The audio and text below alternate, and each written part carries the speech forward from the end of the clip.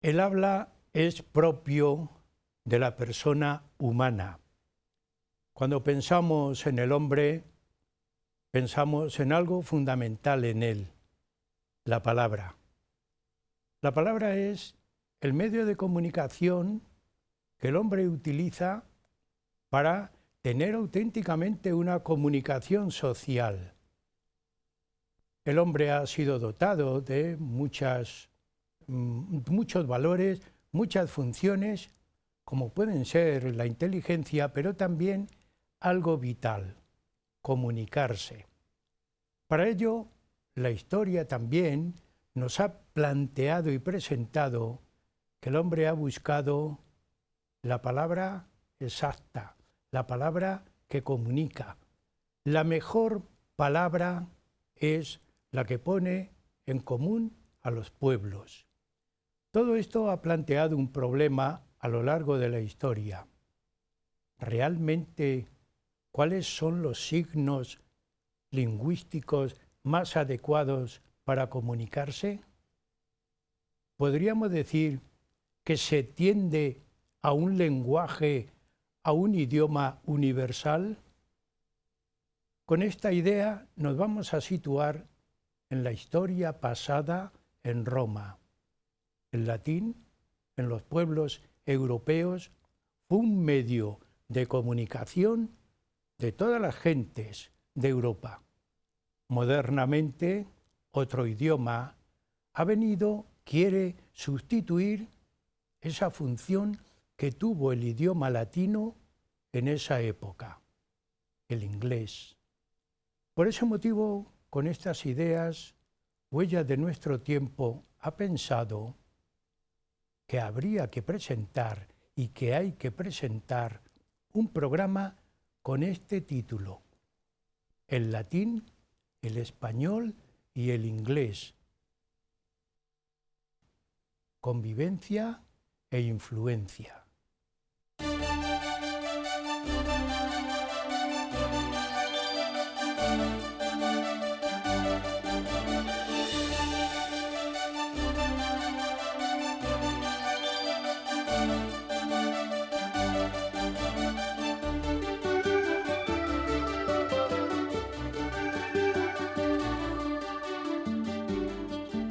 El latín, el español y el inglés.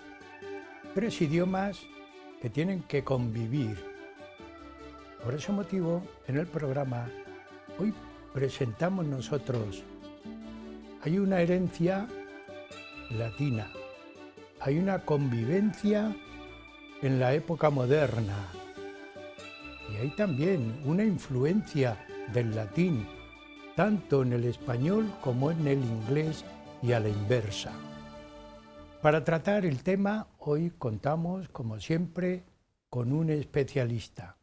Se trata del doctor don Santiago López Navia, al que, como siempre, es costumbre en el programa Huellas de Nuestro Tiempo, de darles la bienvenida a los invitados. Así que, Santiago, bienvenido al programa. Gracias por haber acudido a nuestra llamada una vez más, porque aquí no es participar en el programa, sino todo lo que transmitís que vaya posando en el tiempo y que se vaya mejorando en el tiempo también, con nuevas ideas, con nuevas formas, porque en el fondo y en la forma el programa pretende transmitir cultura, educar, formar a la gente, que es uno de los principios que debe tener una cofradía internacional de investigadores. Así que bienvenido al programa. Bien hallado, Andrés. Me siento en mi casa y lo sabes. Amigos, don Santiago López Navia es doctor en filología, doctor también en filosofía y ciencias de la educación y es catedrático en activo de la Universidad Internacional de La Rioja. Es un investigador que actúa en dos caminos: cervantismo y retórica. Aparentemente parecen distintos caminos, pero confluyen. poeta. Es además de catedrático, de profesor, de educador, poeta.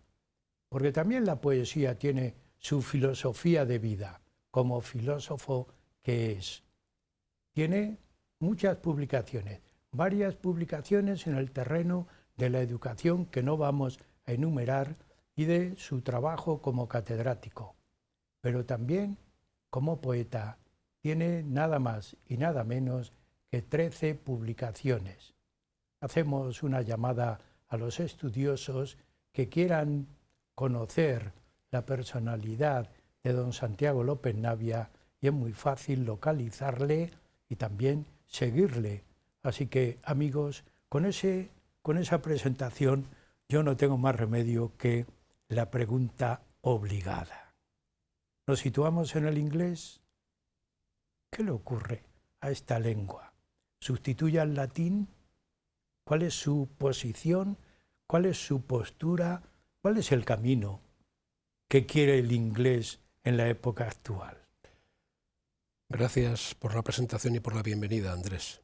Y gracias a todos por la acogida. Cada lengua tiene su momento. Todas las lenguas, en un momento del tiempo, disfrutan de su hegemonía, de su preeminencia. El latín fue, obviamente, una lengua de transmisión de cultura, una lengua de política, una lengua de derecho, una lengua hegemónica. Igual le ocurrió al español, sobre todo durante los siglos XVI y XVII, durante aquel momento en el que en España, como se decía, no se ponía el sol. Hay un momento en el que el devenir histórico permite que países como Estados Unidos y como Inglaterra, sobre todo en la transición entre el siglo XIX y XX Estados Unidos, asuman una carga de protagonismo que justifica que el inglés se convierta en una lengua internacional, en una nueva koiné, en una nueva lengua común de transmisión, de comunicación, de negocios, una lengua también que surte de una forma muy generosa artículos y manuales de investigación, es decir, una lengua de comunicación internacional. Y en este momento es muy evidente, desde hace ya mucho tiempo, que el inglés es la lengua por excelencia de comunicación internacional y no cabe sino asumir eso. Asumirlo no va en perjuicio del peso ni del valor del español. El español, en términos cualitativos, porque en términos cuantitativos habría que pensar en el chino mandarín por razones obvias, el español es la lengua inmediatamente después del inglés, excluido, repito, el chino por razones de número de chinos por kilómetro cuadrado que hablan su idioma, cosa por otra parte perfectamente razonable. Por lo tanto, no es que las lenguas se sustituyan, sino que los pesos políticos, las hegemonías de los países van sucediéndose en un relevo histórico que justifica lo que decía Nebrija, cuando hablaba de que la lengua es compañera del imperio. En definitiva, la hegemonía se traduce en la lengua hablada y se habla tanto más una lengua cuanto mayor es la presencia de un país en el mundo y cuanto mayor es su peso. En el terreno educativo, hoy es obligado el estudio del inglés. Tú en el terreno de la educación, porque aunque intervengas en otro ámbito superior, pero también es fundamental. Hay estudios que los alumnos los cumplen, los realizan totalmente en el idioma inglés. Parece como que han subido de escalón de prestigio los propios alumnos que hacen los estudios, la carrera, el grado o el máster en el idioma inglés. ¿Qué ventajas, aunque sea una opinión un poco tuya, qué ventajas supone para esos alumnos? Estamos hablando de un alumno que tiene una proyección social inmediata cuando termina los estudios. ¿Qué ventajas supone eso? Cuando la educación bilingüe es temprana y progresiva, los resultados son muy evidentes, porque en el momento en que empieza a conformarse la habilidad, la capacidad de hablar, la facilidad para interrelacionar idiomas diferentes es más versátil. A medida que uno crece, esa facilidad no desaparece, pero obviamente no es la misma. La gran ventaja que ofrece la enseñanza bilingüe es la posibilidad de compartir dos sistemas de comunicación, o incluso trilingüe, varios sistemas de comunicación que son perfectamente compatibles, que son necesariamente conciliables y que cumplen funciones de muy diversa naturaleza en función de las necesidades del desarrollo social. Un alumno bilingüe, acreditadamente bilingüe, no es algo que se pueda demostrar fácilmente. Una cosa es el bilingüismo y otra cosa es la capacidad de hablar en dos idiomas. El bilingüismo puro implica un dominio que afecta a la posibilidad de hablar, de escribir, de pensar, de leer. El bilingüismo perfecto no es algo al alcance de cualquiera. Se puede educar con el tiempo, pero exige una tenacidad, un trabajo y unas coordenadas didácticas lo suficientemente sólidas como para que no sea algo fácil, algo sencillo. Por lo demás, la capacidad de proyección que adquiere un estudiante bilingüe, un profesional bilingüe, está demostrada, y está demostrada por los hechos. Está demostrada por la medida en la que aumenta su empleabilidad, por la medida en que aumenta su capacidad de fraguar contactos, de impartir conferencias en diferentes idiomas, de entender en diferentes situaciones y en diferentes países hechos de cultura, compartirlos, perfeccionarlos y contribuir a un mundo más desarrollado. Sí. A mí siempre que se piensa en el latín me atrae la idea, posiblemente porque nuestra base formativa estaba apoyada en el dominio del latín. Y pensando en la época actual, primero vamos a hablar de necesidades, pero también de posibilidades educativas que tiene el latín. Eso yo pienso que no se debe olvidar fundamentalmente en una civilización occidental como es en la que estamos nosotros. No podemos olvidar el latín. No deberíamos olvidar el latín. Otra cosa es que hayamos decidido, de una forma, me atrevería a decir que un punto irresponsable, cuando no negligente, que hayamos decidido arrumbar el latín. Me parece un grave error. ¿Por qué razón se ha cometido este error?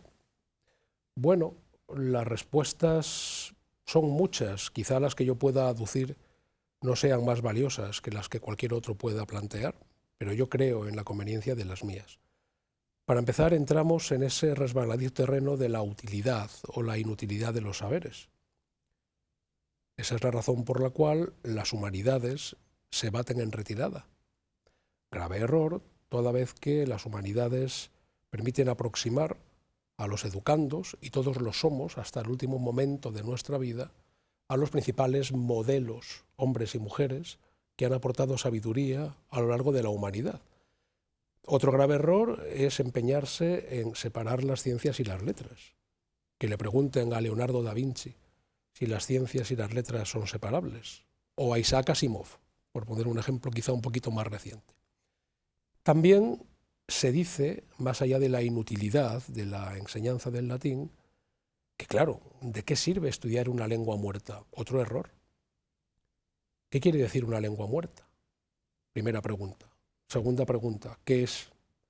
Quizá la pregunta pueda resultar un tanto pintoresca. ¿Qué es estar muerto? ¿Qué significa en este caso estar muerto? Y por otra parte, ¿en qué medida se puede decir con autoridad que el latín sea una lengua en efecto muerta? Bueno, yo podría fundir la respuesta a las tres preguntas con algunas consideraciones que creo que cualquier persona, conozca o no el latín, conozca o no suficientemente el castellano o el inglés, podría suscribir. Nuestros abuelos están muertos. Tus abuelos y los míos están muertos. Tus padres y los míos están muertos. Dejan de vivir en nosotros por el hecho de que estén muertos. Yo reconozco en mis hijos, a mis padres, los reconozco, en sus gestos, en su forma de hablar, en ciertos ademanes. Es decir, nuestros mayores viven en nosotros, viven en nuestros hijos. Las cosas no mueren, evolucionan, se mantienen, se sostienen, perviven. El hecho de que Elvis, el hecho de que David Bowie, el hecho de que Beethoven o Carlos Gardel estén muertos, no quiere decir que su música esté muerta. El latín sobrevive. Ahora mismo estamos hablando, yo en este momento, tú conmigo, estamos hablando de un latín evolucionado. Es por lo tanto insostenible, en términos puros, que el latín sea una lengua muerta. No. Igual que los seres vivos somos la evolución de aquella sopa primordial que en un momento determinado generó la vida, las lenguas evolucionan, perviven y se mantienen en su propia evolución. ¿Ventajas de estudiar el latín? Pues unas cuantas. Con alguna frecuencia, acudiendo al tópico, se ha dicho que el latín viene a ser las matemáticas de las letras. Bien, algo de verdad hay en este tópico. El latín educa a los estudiantes en una visión lógica, secuenciada del idioma, en la concordancia, en el orden de las palabras, en la sintaxis singular del latín, en la importancia de las declinaciones, en la lógica gramatical que hay, en la formación de las partes de la oración.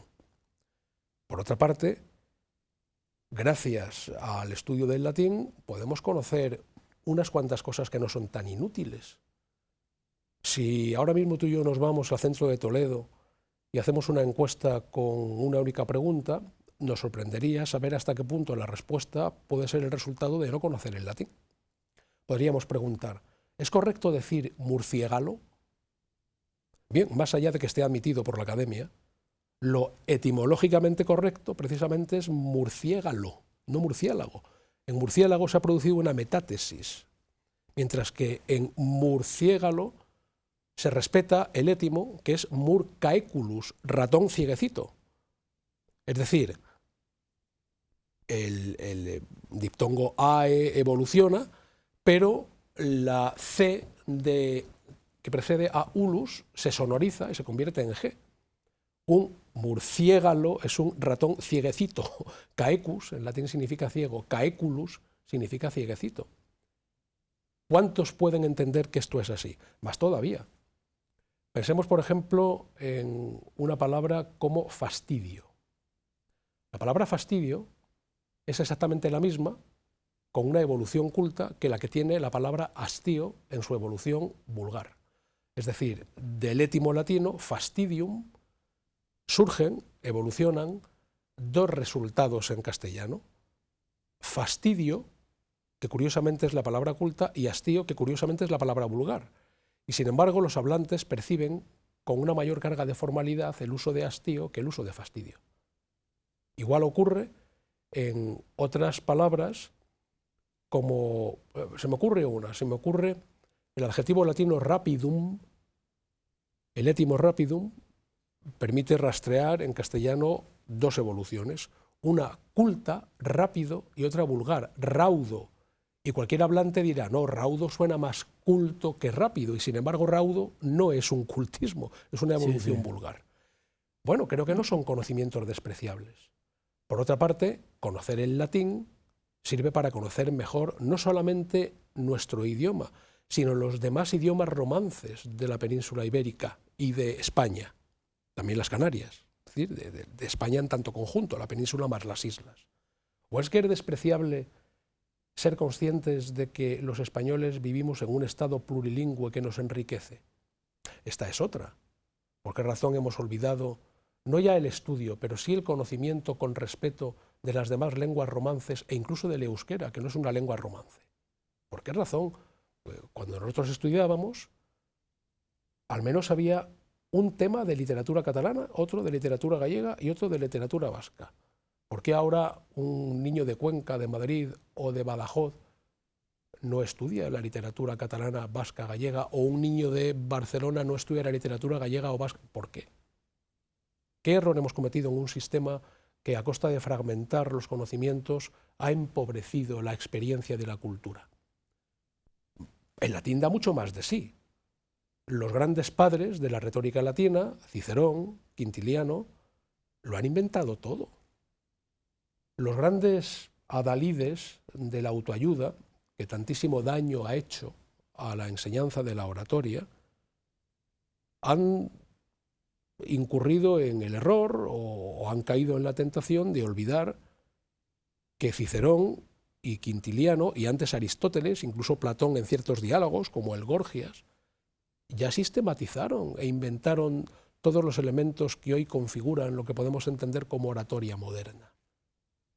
O sea, que no solamente estamos hablando de lo que se desprende de la lengua, estamos hablando de la cultura, estamos hablando del derecho romano, estamos hablando de la mitología grecolatina, estamos hablando de un sistema de civilización que justifica cosas tan difíciles de entender si no se han estudiado, como que ya en la antigua Roma había pisos, es decir, edificios de varios pisos, las llamadas ínsulas. O sea, las cosas han evolucionado, pero están ahí. Y empeñarse en obviarlas no es demasiado provechoso, no suma, Sí. tal y como yo lo veo.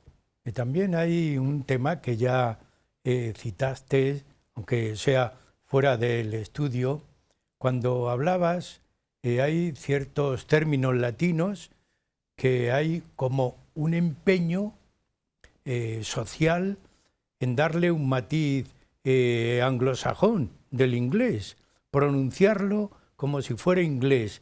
Claro, al final esa claridad que tú acabas de exponer nos lleva a una confusión. Claro. ¿Ese término es latino o es inglés? Claro. Pensará alguien. Claro. Y piensa bien. Claro, ¿cuál es la causa? El desconocimiento del latín. Pensemos, por ejemplo, en el famoso ampersand, es decir, el signo que funde la vocal E y la consonante T de la conjunción latina et. Muchos jóvenes de nuestro tiempo piensan que ese et, que empieza ya a utilizarse en el siglo I después de Cristo y después se estabiliza más o menos con esa forma entre el siglo VII y IX, es la forma de decir and en inglés. Por ahí tenemos una consecuencia que guarda una relación muy directa con el precio que tenemos que pagar por haber arrumbado el latín, más todavía. Pensemos, por ejemplo, en cualquier cartel que podemos ver en cualquier establecimiento, vemos oferta premium y sin embargo muchas veces en radio escuchamos oferta premium. No, el adjetivo premium es un adjetivo latino. Y de hecho el étimo premium conduce a la evolución premio en castellano, lo cual quiere decir que la E, como es tónica, no se ha debilitado. Otra cosa es que en el sistema inglés, por el sistema fonético, la E se pronuncie como I, en premium, premium o en senior, senior. Pero ¿por qué razón yo cuando hablo en español voy a decir premium o senior? Otro ejemplo que a mí me sorprende mucho. Y además esto me ha ocurrido con varias personas a las que he procurado dar alguna pista con un procedimiento bastante didáctico del que ahora te hablaré. Hablando, por ejemplo, de la famosa película de Ridley Scott, protagonizada por Russell Crowe. ¿Cuál es el título? Gladiator. No. No, Gladiator. Cuando yo hable en inglés diré gladiator. ¿Pero por qué razón voy a pronunciar una palabra claramente latina como gladiator a la inglesa? ¿Por qué? ¿Dónde está la lógica? Otra película muy famosa que dio lugar a una saga un tanto gore y simpática, Predator o Praedator, ¿de acuerdo? Es decir, la combinación AE se funde en E, Predator. ¿Cómo que Predator? ¿Cómo que Terminator? Cuando yo hable en inglés diré Gladiator, diré Predator y diré Terminator.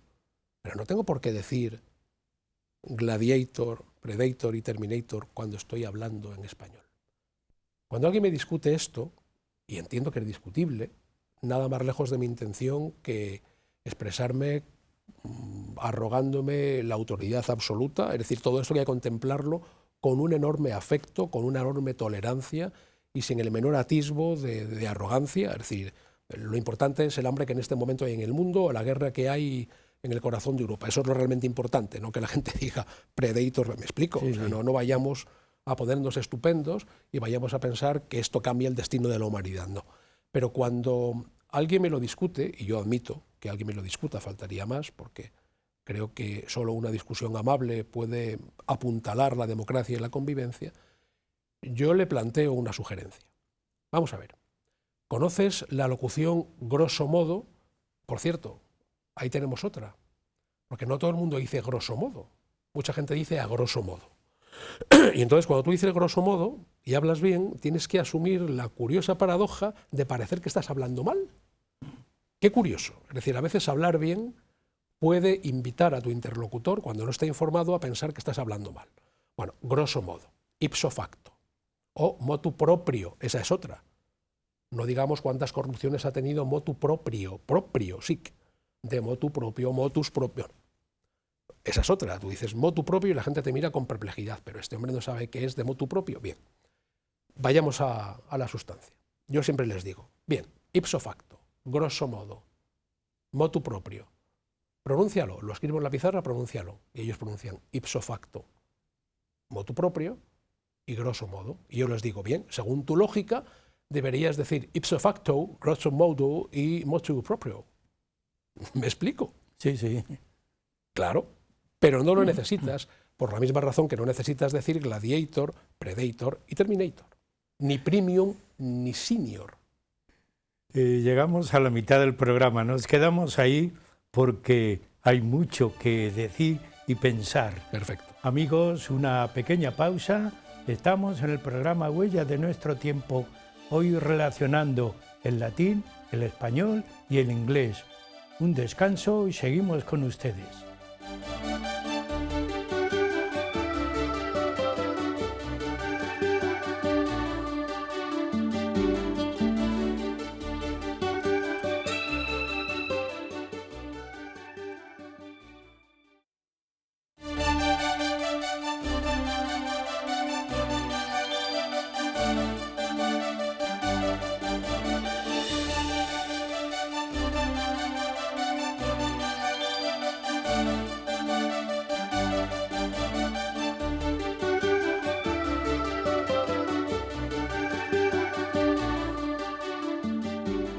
El latín, el español y el inglés.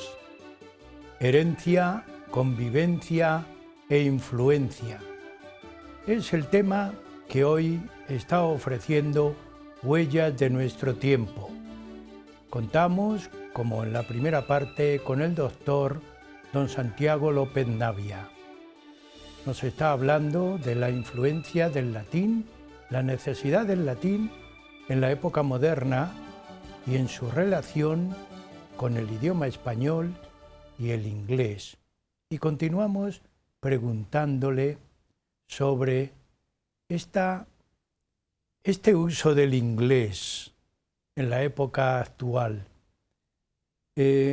Habías comentado ciertas palabras que se les da una pronunciación inglesa, aunque es latina. Sin embargo, el padre Feijóo, ya habíamos citado, que tiene por lo menos su interpretación, que tú nos vas a aclarar en la referencia al idioma inglés. En este caso, a cualquier idioma extranjero. El padre Feijóo, en el año 1742, publicó sus cartas eruditas y curiosas y habló de un concepto cuyo vigor es clarísimo. Él hablaba del extranjerismo necesario. O sea, ¿cuándo es necesario utilizar una palabra extranjera? Cuando no tiene un equivalente en la lengua española. Cuando hay un equivalente, no tenemos por qué utilizar una palabra extranjera. En el siglo XVIII, la lengua de influencia, la lengua de cultura, era el francés. Y en España el francés tenía un peso muy relevante. Esta propensión a utilizar constantemente palabras en francés en la conversación en castellano la ridiculiza con su gracia habitual, que la tenía, a pesar de que se piensa en él como alguien muy grave, José Cadalso en sus cartas marruecas. ¿Qué ocurre hoy? Hoy, siendo como es el inglés, la lengua de cultura internacional, la lengua que más pesa, es muy común que escuchemos de una forma permanente y no siempre necesaria palabras en inglés cuando disponemos de términos muy claros en español. ¿Por qué razón decir link cuando podemos decir enlace? Doy 2 pasos atrás. ¿Hay algún problema por decir link? No, por favor, que no cunda el pánico. ¿Me explico? Es decir, repito, no es un problema grave, no pasa nada. Sí, sí. Pero no hay necesidad de decir link cuando tenemos enlace. No es necesario decir mándame ese mensaje por mail cuando tenemos correo electrónico. En los últimos años se ha desarrollado un término en el lenguaje deportivo cuyo éxito a mí me sorprende. Yo practico running, yo soy runner. Bueno, o sea, tú no corres, tú no eres corredor. Y a mí a veces se me ha ocurrido pensar en el corredor, dicho en español, como alguien que suda, como alguien desgreñado, como alguien que se fatiga, como alguien que pierde la compostura, y en el runner como alguien que no transpira, como alguien donoso en todo momento, como alguien cuyo porte no se ve afectado en la carrera. O sea, ¿se corre mejor en inglés? ¿Me explico? Claro, hay mucho de pose en todo esto. Sí. Hay muchas personas que se sienten invitadas a salpimentar su discurso con palabras en inglés para que el interlocutor sepa que son personas instruidas. Espera, yo sé inglés y tú no. Lo cual, por cierto, guarda una relación muy directa con una de las premisas que tú tan inteligentemente sentaste en tu presentación. La palabra es algo que debe servir para aproximarnos. Se puede hablar muy correctamente, incluso buscando una cierta elegancia, sin dejar de ser claro. Si cuando hablamos no se nos entiende, la inutilidad de nuestro discurso raya el delito en muchas ocasiones. Pues bien, por una parte hay mucho de pose en esas personas que constantemente asestan palabras. Sé que el verbo asestar no cuadra con palabras, pero creo que se entiende el sentido que quiero dar. Como se asesta un golpe, asestan una palabra que no es necesaria, pero también es un poco relativo, porque así como yo he oído a mucha gente decir que practica running, no he oído por ahora a ningún nadador decir que practica swimming. ¿Es, por lo tanto, más moderno y más audaz el corredor que el nadador? Sí. Pose y relatividad. Sí. ¿En qué ámbito nos movemos?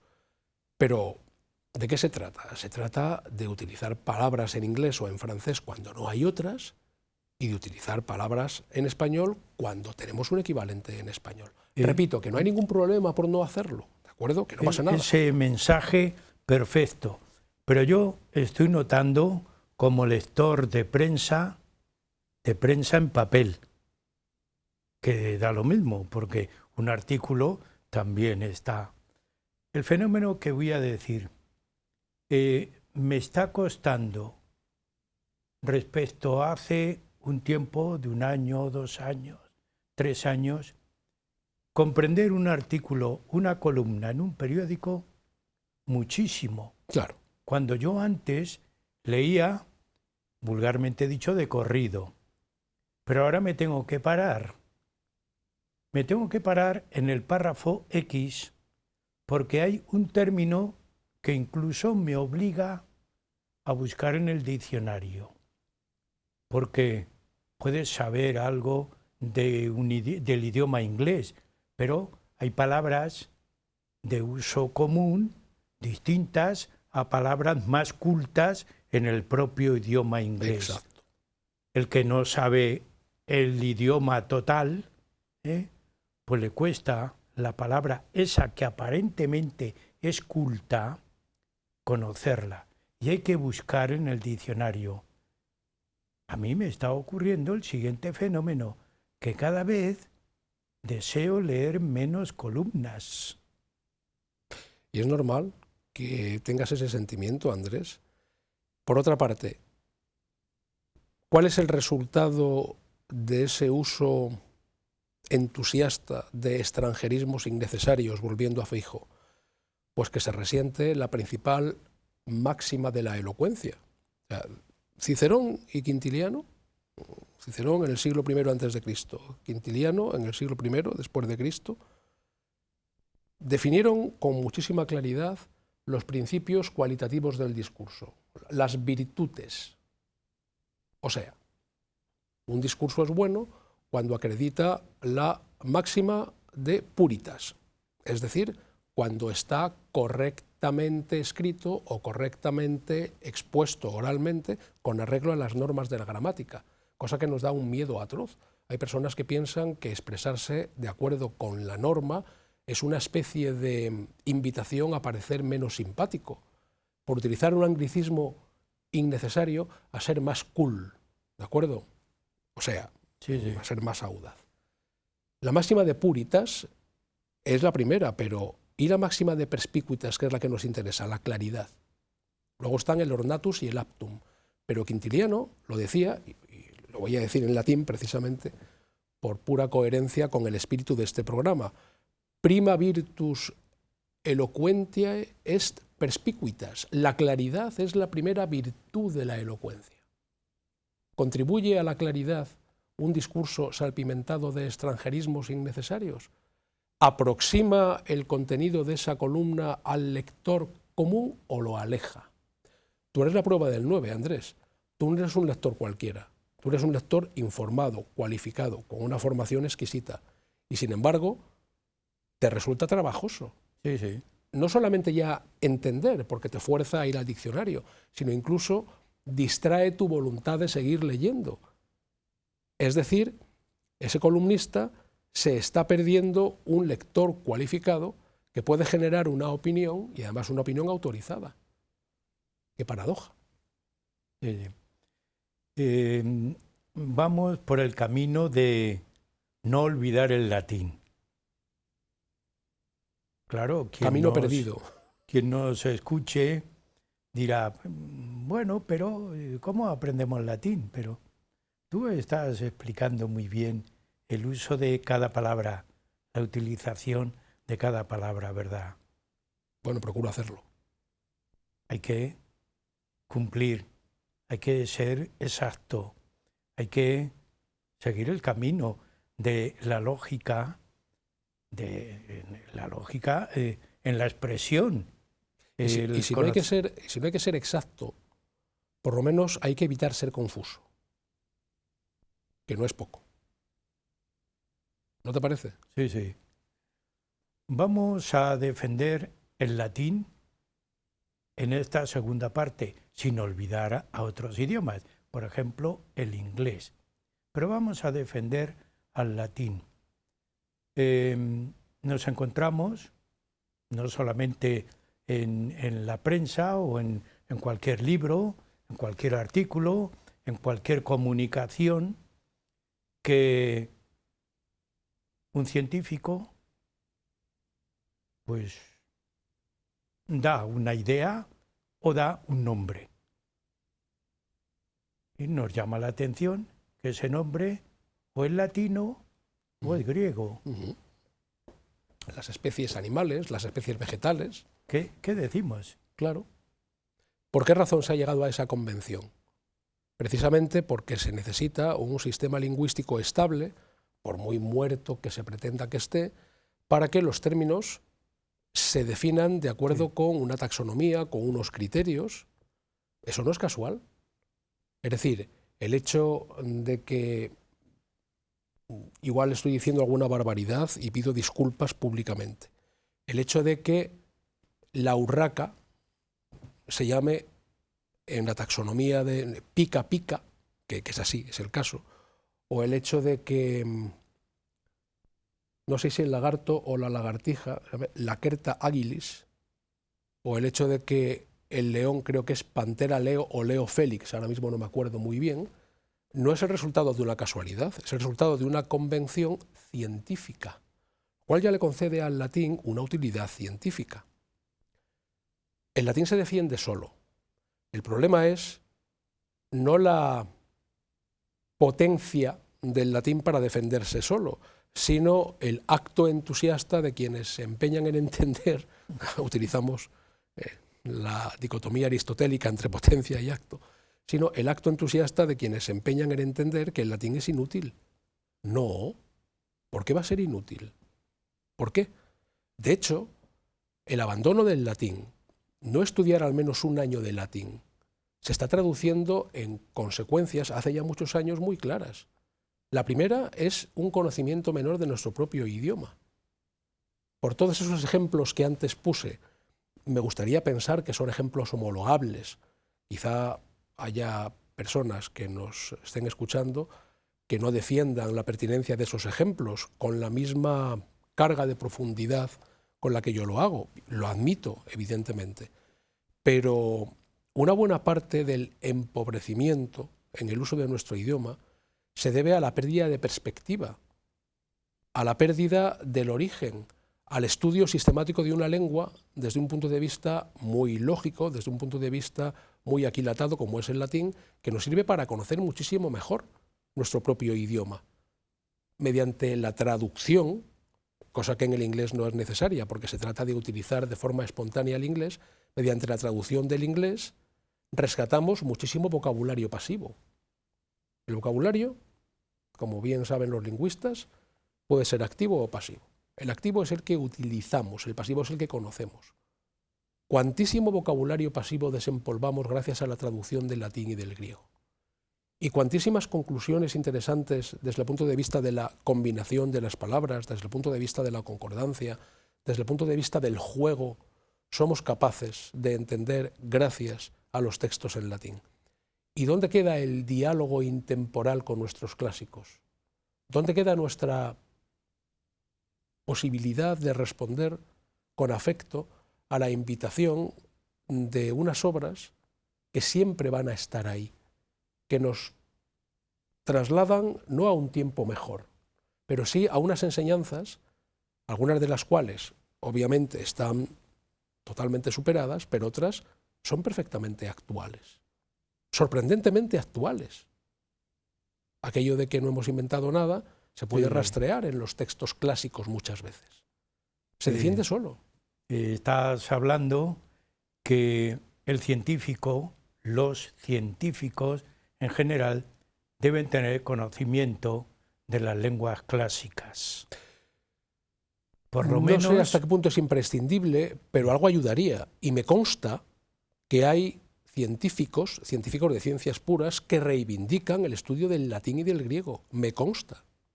Y lo hacen de una forma responsable, incluso a veces con un punto de militancia. Y me parece muy bien. Estamos hablando de 3 idiomas, latín, español y el inglés a la vez.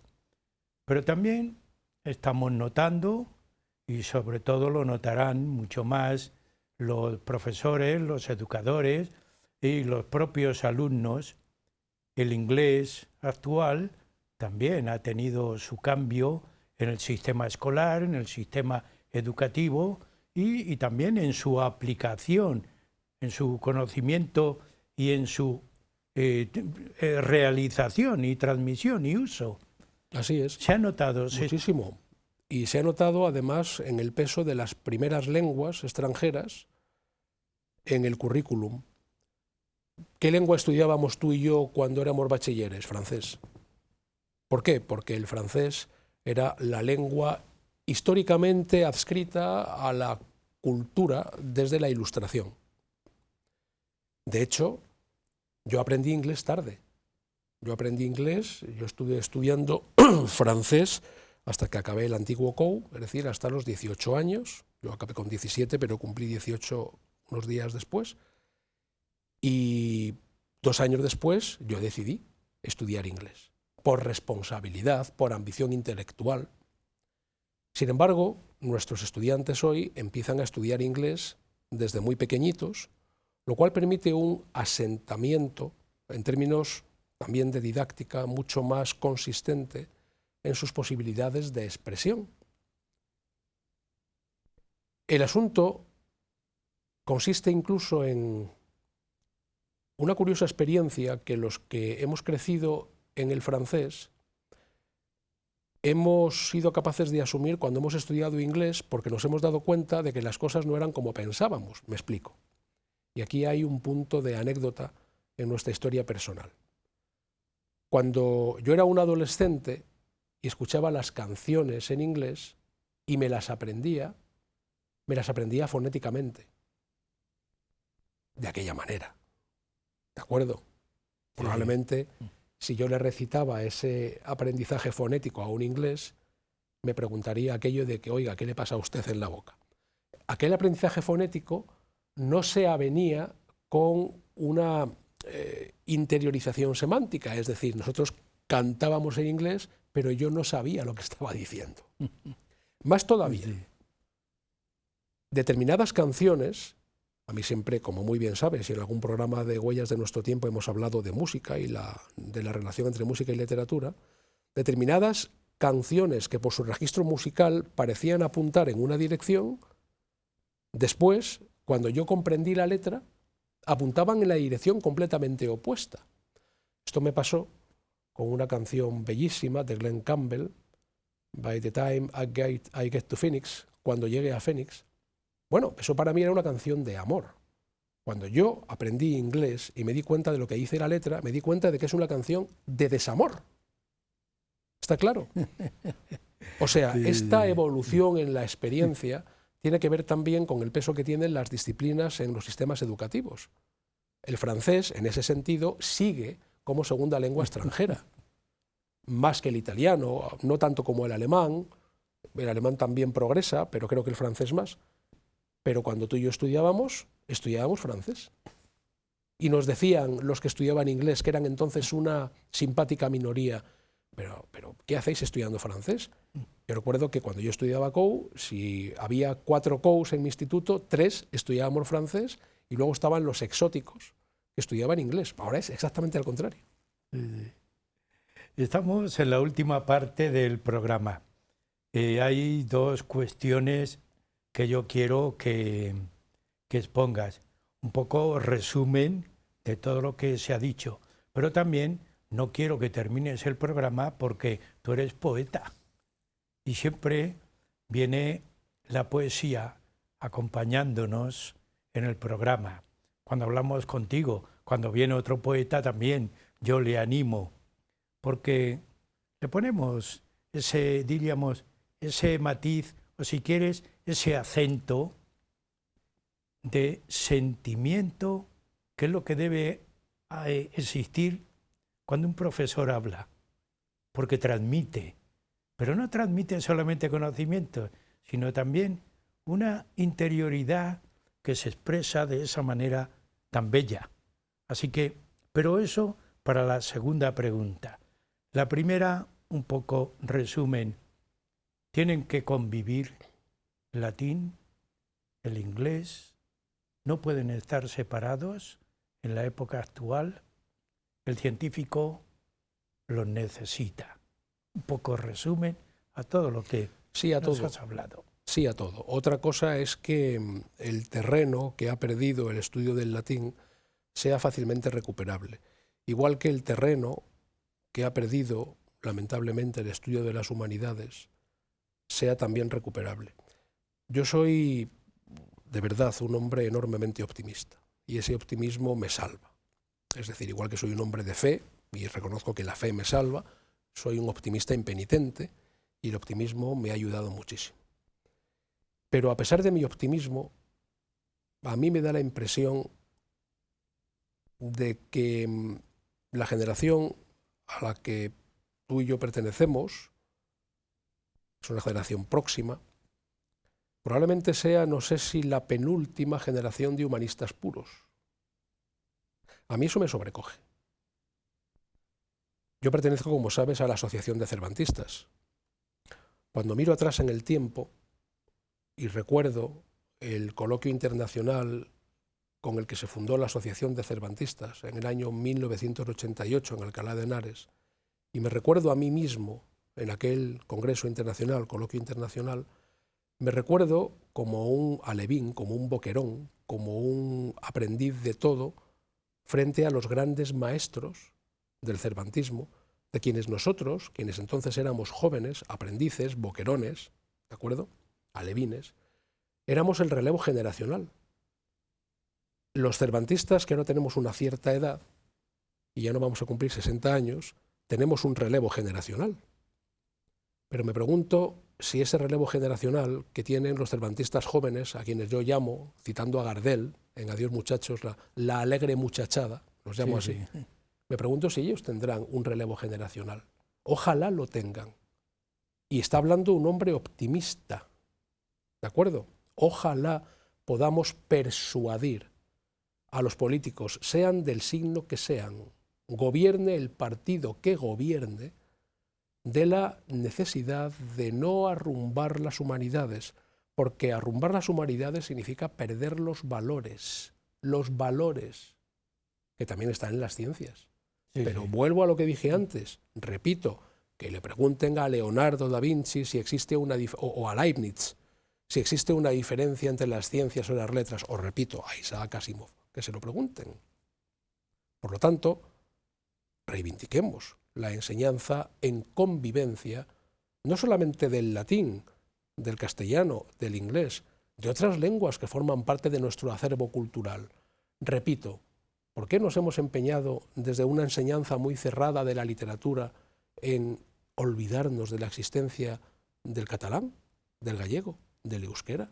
Aunque sea simplemente la lectura de un texto que después traduzcamos a nuestros alumnos, pero que escuchen cómo suenan esos idiomas que son nuestros. Y si hablamos del euskera, sobrevivió a la romanización. Es decir, que ahí tenemos un punto añadido. Que sea posible esto, Andrés, es otra cosa. Que yo crea en su pertinencia está claro. La segunda cuestión obligada. Vamos a poner, diríamos, el acento poético a toda tu exposición con alguno de tus escritos, un poema, lo que a ti te parezca, que también nos pueda servir como despedida del programa. En este caso, esa despedida no es grave, es satírica. Y quisiera que no se entendiera mal, me explico. Hace ya algún tiempo yo escribí un poema satírico, el próximo año publico un poemario satírico, en el que, con una actitud en todo caso civilizada y amable, me reía de esta propensión a utilizar palabras inglesas cuando no son necesarias. Entonces imaginé una peripecia de un grumete, James Wolfson. Evidentemente James Wolfson es Santiago López en inglés. Wolfson, el hijo del lobo López, bueno, pues esto es. Y hay un momento en el que el grumete James Wolfson, que se hace a la mar en condiciones muy precarias, se encuentra con el barco de los cretinos bilingües. Y esta es la experiencia.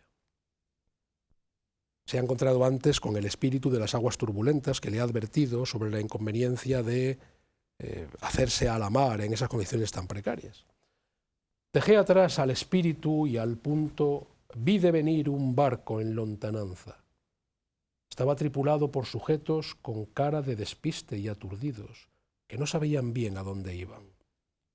Era un barco maldito que se hallaba perdido y sin remedio para siempre.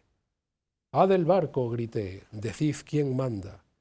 Entonces contestaron varias voces en una incomprensible algarabía. ¿Quieres saber quién manda? It's impossible, pues everybody hace lo que quiere y luego nadie acata las instructions. Ya ves qué agotador es nuestro schedule. This is the greatest chaos de los océanos. It's for your information, mayormente. Bueno, pues aquí hay una evidente pulla que pretende ser amable contra esa propensión innecesaria a utilizar palabras en español, en inglés, cuando tenemos palabras en español. Muchas gracias por tu programa y que sigamos haciendo trabajos, defendiendo las humanidades y que nos escuchen. Que así sea. Y por acabar en latín, ya sabes lo que decían los latinos cuando dejaban una carta y se despedían. Si tú vales, valeo. Es decir, si tú estás bien, yo estoy bien. Pues muchas gracias, Santiago, por el programa y hasta el próximo. Gracias a ti, hasta siempre. Amigos, también a ustedes, como siempre, yo les animo a que sigan en Huellas de Nuestro Tiempo, porque ya ven, cada semana un tema distinto. Hasta la próxima.